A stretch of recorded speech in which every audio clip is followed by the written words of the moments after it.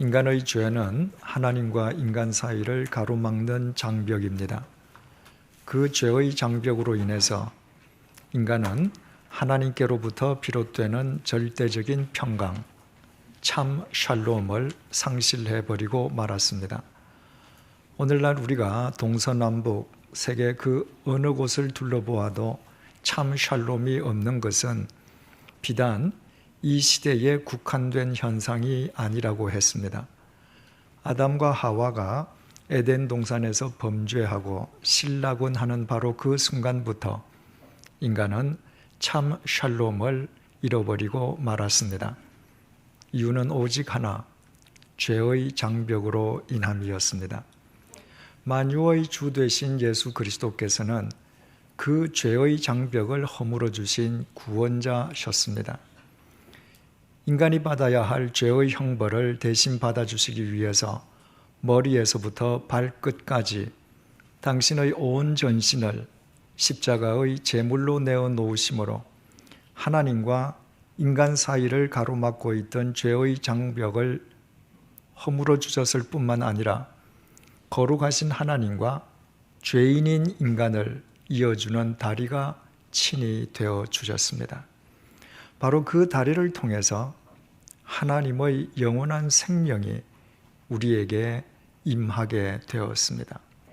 바로 그 다리를 통해서 하나님의 사랑이 우리에게 스며들게 되었습니다. 그 다리를 통해서 우리가 하나님의 진리 위에 설 수 있게 되었습니다. 그 다리를 통해서 우리가 하나님의 절대적인 샬롬에 접붙임을 당할 수 있게 되었습니다. 더욱이 우리를 살려주시기 위해서 십자가에서 돌아가셨던 예수 그리스도께서 사흘째 되는 날 죽음을 깨트리고 영원히 부활하심으로 당신께서 이 세상 그 무엇에도 흔들림 없는 임마누엘 하나님 되심을 직접 보여주셨습니다.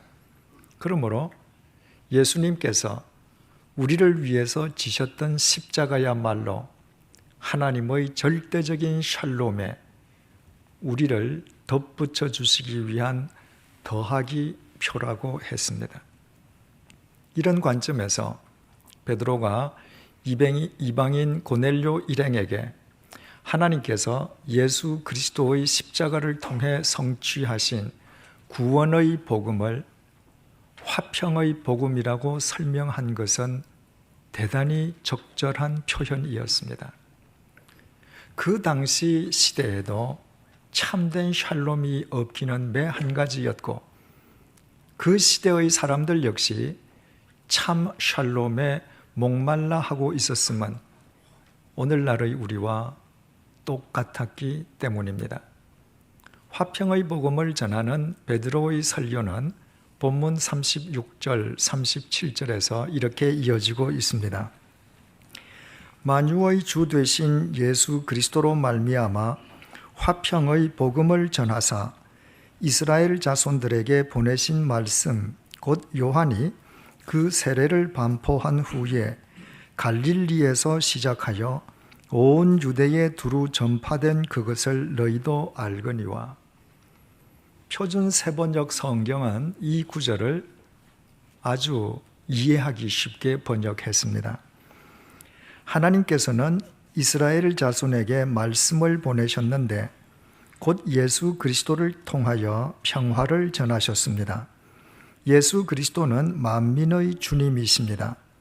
여러분이 아시는 대로 이 일은 요한의 세례 활동이 끝난 뒤에 갈릴리에서 시작하여 온 유대 지방에서 이루어졌습니다. 본문은 말씀이 육신을 입고 이 땅에 오신 예수 그리스도께서 공생애의 사역을 시작하셨던 시점과 지점을 밝혀주고 있습니다. 예수 그리스도께서 당신의 사역을 시작하셨던 시점은 세례 요한이 사람들에게 세례를 베풀기를 마친 직후였습니다. 그리고 예수님께서 당신의 사역을 시작하셨던 지점은 갈릴리였습니다. 우리는 여기에서 이상한 점을 발견하게 됩니다. 세례 요한은 마태복음 3장 3절에서 본인이 직접 밝혔듯이 예수 그리스도의 길을 예비하는 사람이었습니다. 이를테면 죄의 눈먼 죄인들이 예수 그리스도를 구주로 영접할 수 있도록 그들의 심령에 길을 뚫어주는 역할이었습니다. 세례 요한이 그 역할을 감당했던 곳은 요단강 하류, 예루살렘 부근이었습니다. 그러나 예수님께서 당신의 사역을 시작하셨던 곳은 요단강 하류 정반대편인 요단강 상류 갈릴리였습니다.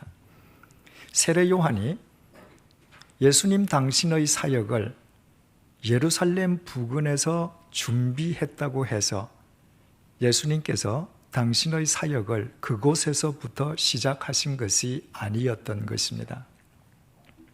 일반적으로 한 시대의 힘은 대도시에서 나옵니다. 정치, 경제, 교육, 문화적인 힘이 주로 대도시에 집중되어 있기 때문입니다. 이런 관점에서 세례 요한이 사람들에게 세례를 베풀면서 예수 그리스도의 길을 예비하기를 대도시 예루살렘 부근의 요단강 하류에서 했던 것은 참으로 적절했다고 말할 수 있습니다. 그렇다면 예수 그리스도 역시도 당신의 사역을 예루살렘으로부터 시작하시는 것이 타당할 것처럼 여겨집니다. 하지만 예수님께서는 예루살렘 정반대편인 갈릴리에서부터 당신의 사역을 시작하셨습니다. 당시 갈릴리는 이스라엘에서 가장 낙후되고 가장 가난한 빈민들이 모여 살던 곳이었습니다. 예루살렘이 이스라엘에서 최정점에 위치한 대도시라면 갈릴리는 이스라엘 최밑바닥이었습니다. 왜 예수님께서 당신의 사역지를 갈릴리로 삼으셨겠습니까? 왜 예수님께서는 그 넓고 넓은 이스라엘 천지에서 하필이면 그 갈릴리에서부터 당신의 사역을 시작하셨겠습니까? 예수님께서 마태복음 5장 3절을 통해서 이렇게 말씀하셨습니다. 심령이 가난한 자는 복이 있나니 천국이 그들의 것임이요. 심령이 가난한 사람이 복이 있는데 그 까닭은 천국은 바로 그런 사람의 것이기 때문이라는 것입니다. 예수님의 이 동일한 말씀이 누가복음 6장 20절에는 다소 다르게 표현되어 있습니다. 너희 가난한 자는 복이 있나니 하나님의 나라가 너희 것이며, 마태복음에는 심령이 가난한 자가 복이 있다고 기록되어 있는데 누가복음에서는 심령이란 두 글자가 빠진 채 단순히 가난한 사람이 복이 있다고 기록되어 있습니다. 왜 예수님의 동일한 말씀이 이처럼 차이가 나게 기록되어 있겠습니까? 우리가 성숙자반에서 배운 것처럼 마태복음과 누가복음의 수신자가 다르기 때문입니다. 누가복음 1장 3절에 의하면 누가복음의 수신자는 데오빌로 각하라고 불리는 유력한 사람이었습니다.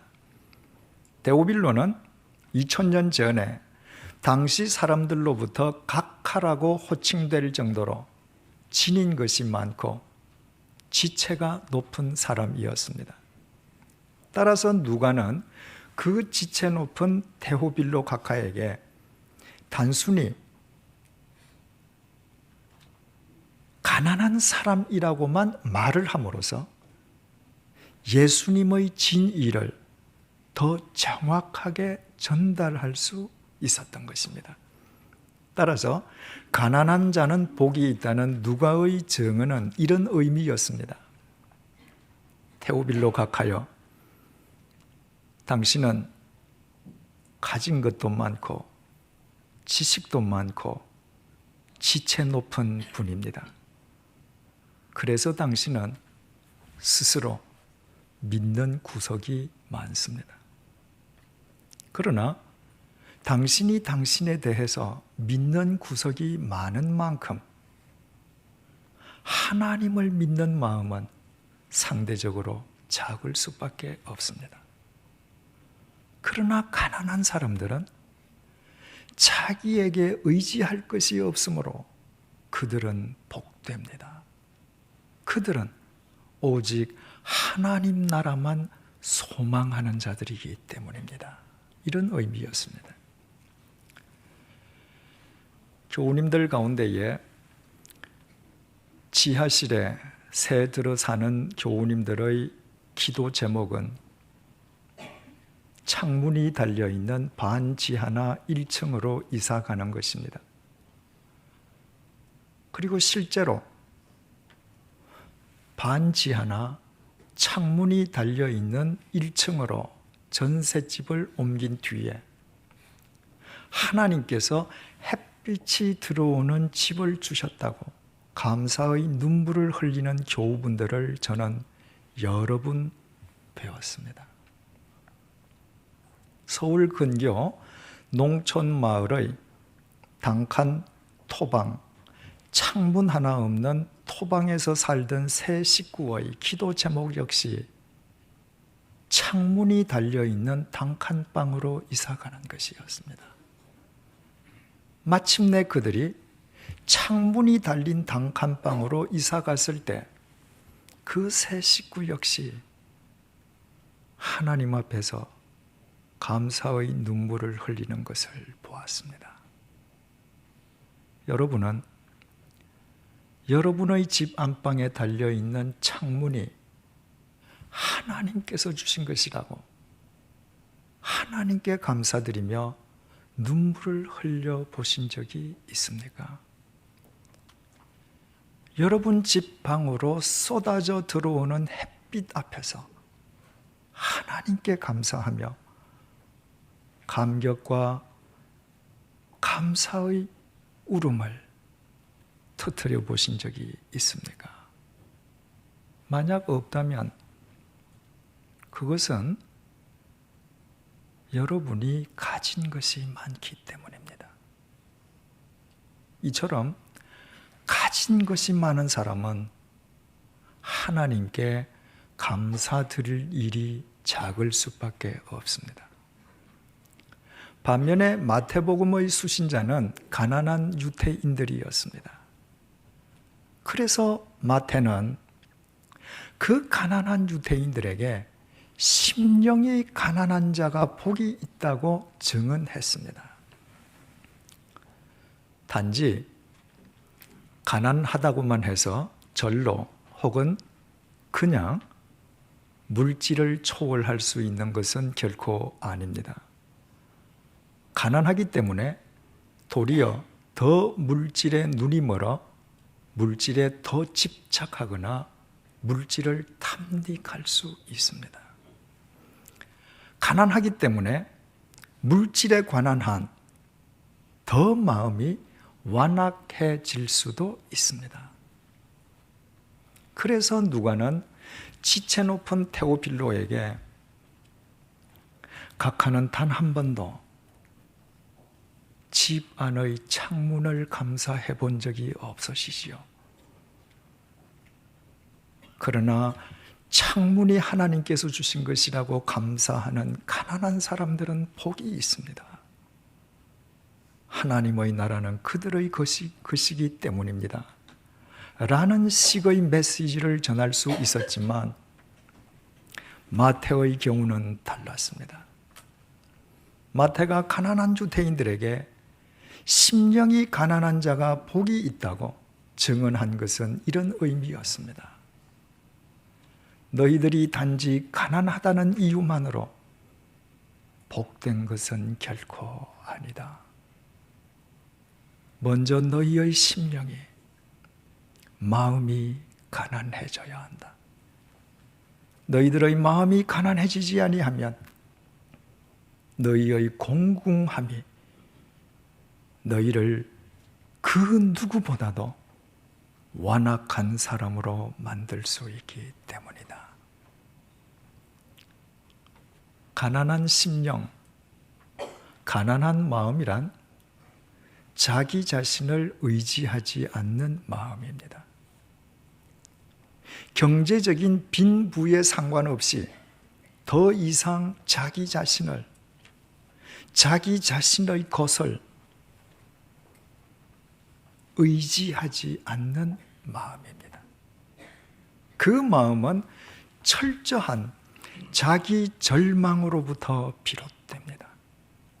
자기 자신에 대해서, 자기 자신이 지닌 것에 대해서 철저하게 절망한 사람의 마음만 더 이상 자신을 의지하지 않고 오직 하나님만 신뢰하게 됩니다. 예수 그리스도께서 이스라엘의 그 넓고 넓은 천지에서 유독 갈릴리를 당신 사역의 시발점으로 삼으셨던 이유가 바로 이것이었습니다.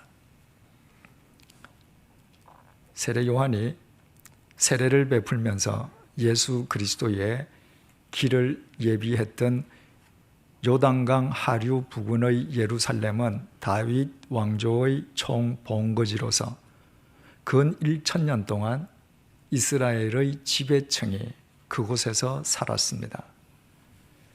지배층은 학력, 경력, 재력, 신분이 출중한 상류층을 의미합니다. 그렇기에 예루살렘의 상류층들은 예수 그리스도의 복음이 절박할 하등의 이유가 없었습니다. 그들의 학력, 경력, 재력, 신분, 종교적 관습이 그들 자신들을 지켜줄 수 있으리라 믿었기 때문입니다. 하지만 갈릴리 사람들의 경우는 전혀 달랐습니다. 이스라엘 북끝자락에 자리 잡고 있는 갈릴리는 이미 말씀드린 것처럼 이스라엘에서 가장 낙후되고 가장 가난한 빈민들이 모여 살던 곳이었습니다. 갈릴리 호수를 주위로 띄엄띄엄 자리 잡고 있는 동네마다 빈민촌 아닌 곳이 없었습니다. 그 갈릴리 사람들에게 지닌 것이 있다면 학력, 경력, 재력, 신분과는 전혀 무관한 가난과 무지와 질병뿐이었습니다. 그들에게는 그들 자신을 지킬 수 있는 힘이나 능력이 전혀 없었습니다. 그래서 그들은 자신들의 삶의 공공함으로부터 그들을 구원해 줄 메시아를 대망하고 또 믿을 수밖에 없었습니다. 그 이외에는 다른 방도가 없었기 때문입니다. 그러므로 스스로 믿을 것을 많이 지니고 있다고 생각하는 예루살렘 사람들을 제쳐놓고 자신에게 믿을 것이 없기에 오직 메시아만을 대망하는 사람들이 모여있는 갈릴리를 예수님께서 당신 사역의 시발점으로 삼으셨던 것은 너무나도 당연한 일이었습니다. 이사야서 9장 1절이 이렇게 증언합니다. 전에 고통받던 자들에게는 흑암이 없으리로다. 전에 고통받던 사람이라면 지금쯤은 칠흑 같은 흑암의 나락 속에 빠져 있어야만 될 것 같습니다.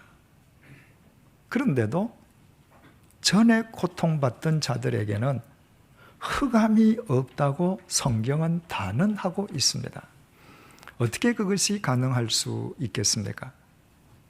이사야서 9장 1절은 이렇게 계속됩니다. 전에 고통받던 자들에게는 흑암이 없으리로다. 옛적에는 여호와께서 스불론 땅과 납달리 땅이 멸시를 당하게 하셨더니 후에는 해변길과 요단 저쪽 이방의 갈릴리를 영화롭게 하셨느니라. 흑암에 행하던 백성이 큰 빛을 보고 사망의 그늘진 땅에 거주하던 자에게 빛이 비치도다. 여기에서 스불론 땅과 납달리 땅은 갈릴리 지역을 일컫는 말입니다. 따라서 이사야 9장 1절에서 전에 고통받던 자들이란 바로 갈릴리 사람을 의미함을 알게 됩니다. 갈릴리 사람들이 얼마나 가난하고 얼마나 무지하고 얼마나 비천했으면 그들은 같은 동족으로부터도 멸시받는 고통 속에서 살아야만 했습니다. 한마디로 그들은 철저하게 자기 자신과 자신이 가진 것들에 대해서 절망한 사람들이었습니다. 자신들 속으로부터는 그 어떤 경우에도 소망이 생성될 수 없다는 것을 멸시의 땅인 갈릴리의 삶의 현장에서 그들은 날마다 자기 삶으로 확인하는 사람들이었습니다. 그래서 그들에겐 흑암이 있을 수 없었습니다. 그들이 자기에게 절망하면 하는 만큼 하나님만을 더 의지했고 그들의 중심을 아시는 주님께서 바로 그 갈릴리로 진리와 사랑과 생명의 빛으로 임해 주셨기 때문입니다. 그러므로 결과적으로 그들이 같은 동족으로부터 멸시를 받을 만큼 고통스러운 삶을 살았던 것은 그들에게 크나큰 하나님의 은총이었습니다. 바로 그 고통으로 인해 그들은 하나님만을 소망하는 가난한 심령의 소유자가 될 수 있었기 때문입니다. 예수님께서 잘나고 똑똑한 예루살렘 사람들을 다 제쳐놓으시고 무식하고 가난하고 비천한 갈릴리 사람들을 당신의 제자로 삼으셨던 이유 또한 이것이었습니다. 만약에 그 제자들이 예루살렘 사람들처럼 스스로 지켜야 할 것들이 많았던들 그들은 결코 자신들을 온전히 버리고 예수 그리스도를 쫓는 제자가 되려 하지도 될 수도 없었을 것입니다. 본문 속 베드로를 포함해서 그들은 모두 멸시와 고통의 땅 갈릴리 사람들이었기에 예수님을 쫓는 제자들이 될 수 있었습니다. 예수님께서 가난과 무지와 질병과 멸시의 땅인 갈릴리에 임하시고 그 갈릴리를 당신 사역의 출발점으로 삼으시고 그곳 갈릴리 사람들을 당신의 제자로 삼으셨다고 해서 반드시 가난하고 비천하고 무지한 사람들만 참된 그리스도인이 될 수 있는 것은 결코 아닙니다. 히브리 말로 갈릴리란 말의 뜻은 고리를 뜻합니다. 따라서 누구든지 더 이상 자신이나 자신의 것을 신뢰하지 않고 오직 하나님만을 신뢰하면서 스스로 자기 자신을 하나님께 메어다는 고리가 되는 사람이라면 그는 누구든지 갈릴리 사람이 될 수 있습니다. 그 위대한 사도 바울은 결코 멸시의 땅인 갈릴리에서 태어나서 갈릴리에서 성장한 갈릴리 사람이 아니었습니다. 길리기아의 대도시 다소에서 태어나 예루살렘에서 교육받았던 그는 예루살렘 엘리트 중의 엘리트였습니다. 그는 자기 자신의 능력을 전폭적으로 신뢰하는 자기 신념의 소유자였습니다. 하지만 그가 다메섹 도상에서 예수 그리스도를 만나고 그 자신이 그동안 의지해왔던 자신의 것들이란 하나님 앞에서는 한낱 배설물에 지나지 않는다는 사실을 깨달았습니다. 그래서 그는 그 순간부터 자기 자신을 의지하던 자기를 버리고 오직 자기 자신을 예수 그리스도에게 거는 고리, 갈릴리 사람이 되었습니다. 그리고 주님께서는 갈릴리 사람이 된 그 사도 바울을 통해 인류의 역사를 새롭게 하셨습니다. 가롯 유다는 갈릴리에서 태어나 갈릴리에서 잔뼈가 굵고 갈릴리에서 예수 그리스도를 만난 갈릴리 사람이었습니다. 그러나 은 30냥의 눈이 멀어 자기 앞에 계신 예수 그리스도에게 자기 자신을 거는 고리가 되려 하지는 않았습니다. 그 결과 예수님과 함께 3년이란 기나긴 세월을 동행했으면서도 진리를 십자가에 못 박는 인간 가운데 가장 치욕스러운 인간으로 전락하고 말았습니다. 그는 갈릴리 사람이었지만 실은 갈릴리 사람이 아니었던 것입니다. 시인은 시편 73편 28절을 통해서 이렇게 노래합니다. 하나님께 가까이함이 내게 복이라. 내가 주 여호와를 나의 피난처로 삼아 주의 모든 행적을 전파하리이다. 이 시인의 삶이 얼마나 고통스러웠으면 이 세상의 그 무엇도 피난처로 삼지 않고 오직 하나님만을 피난처로 삼았겠습니까? 우리는 여호와를 피난처로 삼는다는 시인의 이 한 구절 앞에서 고달프기만 한 그의 삶을 충분히 짐작할 수 있습니다. 하지만 시인은 그와 같은 자신의 삶을 한탄하지 않았습니다. 오히려 그 삶이야말로 하나님께서 자기에게 베풀어 주신 복이라고 고백했습니다. 그 삶의 고통으로 인해 도리어 하나님께 더 가까이 갈 수 있었기 때문입니다.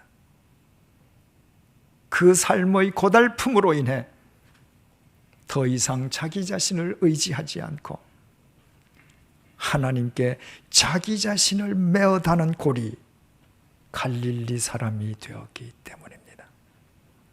그 결과 시인의 생명의 가치와 의미가 달라졌습니다. 공동묘지에서 한 줌의 흙으로 끝나버릴 그의 인생이 하나님의 영원한 생명에 접붙임을 받게 된 것입니다. 그래서 시인은 하나님께서 내게 베풀어 주신 이 큰 은혜를 수많은 사람들에게 전파하리라 굳게 다짐합니다. 갈릴리 사람에게만 가능한 일이었습니다. 화평의 복음은 결코 화려하고 웅장한 예루살렘 혹은 로마 황제의 황궁 속에서부터 시작되지 않았습니다. 화평의 복음은 가난과 무지와 질병과 멸시의 땅인 갈릴리에서부터 시작되었습니다. 사랑하는 교우 여러분, 온 세계를 뒤흔들고 있는 경제 위기 속에서 우리의 삶이 날로 고달파지고 있습니다. 혹 경제적으로, 육체적으로, 인간적으로, 아니면 어떤 면에선가 그 무엇인가 부족함으로 인해 고통을 겪고 계십니까? 그렇다면 우리 모두 예수 그리스도 안에서 함께 기뻐하십시다. 지금이야말로 그 고통으로 인해 더 이상 나를 신뢰하지 않고 오직 하나님만 신뢰하는 가난한 심령을 소유할 때입니다. 그 부족함으로 인해 부족함이 없는 하나님께 우리 자신을 매다는 고리, 갈릴리 사람이 될 때입니다. 그 부족함의 고통으로 인해 예수 그리스도 안에서 우리 생명의 가치와 의미를 새롭게 할 때입니다. 주님께서 우리에게 이 은혜를 베풀어 주시기 위해 우리를 예루살렘 사람으로 내버려 두시지 아니하시고 우리를 갈릴리로 인도해 주셨습니다. 지금부터 우리가 갈릴리 사람으로 살아가기만 하면 우리의 삶 속에서 화평의 복음이 살아 역사할 것입니다. 화평의 복음이신 예수 그리스도께서는 언제나 갈릴리에서부터 역사하시기 때문입니다. 기도하시겠습니다. 주님, 이 세상 사는 동안에 어떤 의미에서든 우리의 삶에 늘 부족함이 있고 또 그 부족함이 수반하는 고통이 있게 해주심을 감사합니다. 눈에 보이는 세상의 부족함으로 인해 한탄하고 자포자기하는 것이 아니라 그 부족함 너머에 계시는 부족함이 없는 하나님을 뵐 수 있는 가난한 심령의 소유자가 되게 도와주옵소서. 세상의 부족함 때문에 도리어 우리 스스로 우리 자신을 하나님께 매다는 고리가 되게 하여 주옵소서. 그 부족함으로 인해 더 이상 자신을 의지하지 않고 오직 길이요 진리요 생명이신 주님만을 따르는 진정한 갈릴리 사람으로 살아가게 하옵소서. 그 부족함의 고통으로 인해 우리의 방에 뚫린 창문도 하나님의 은혜요, 그 창문을 통해 쏟아져 들어오는 햇빛도 하나님의 은총임을 깨달아 하나님 앞에서 감사와 감격의 눈물을 흘릴 줄 아는 겸손한 그리스도인이 되게 하여 주옵소서. 이 넓고 넓은 세상에서 유독 갈릴리를 당신 사역의 시발점으로 삼으신 주님 안에서 그 어떤 인생 역경도 우리 생명의 의미를 새롭게 하는 은혜의 기회로 성화시키는 주님의 성숙한 제자가 되게 하옵소서. 그리하여 시편 110편 시인의 노래가 우리 모두의 찬양과 고백이 되게 하옵소서. 고난당한 것이 내게 유익이라. 이로 말미암아 내가 주의 율례들을 배우게 되었나이다. 주의 입의 법이 내게는 천천 금은보다 좋으니이다. 이 모든 말씀 예수님의 이름으로 기도드립니다. 아멘.